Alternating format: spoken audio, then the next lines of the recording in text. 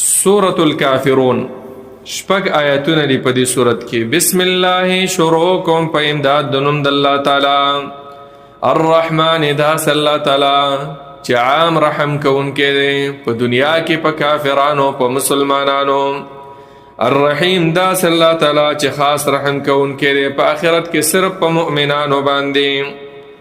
قل یا ایها الکافرون قل اوایه پیغمبرا د کافرو ته ووایه یا ایها الکافرون ای ټولو کافرانو لا اعبدو زه بندګي نه کومه فی الحال ما د هغه چا تعبدونه چې تاسو یې بندګي کوئ ولا انتم او نه تاسو عابدونه بندګي کوونکي اوس او فی الحال ما د هغه ذات چې اعبدو زه یې بندګي کوم ولا انا عابد او نه یم زه بندګي کوونکی په مستقبل کې ما د هغه شیز عبدتم چې عبادت یې کوئ تاسو یې کافرانو ولا انتم او نه تاسو عابدون بندگی کوونکي په مستقبل کې ما د هغه ذات اعبدو چې زی بندگی کوم.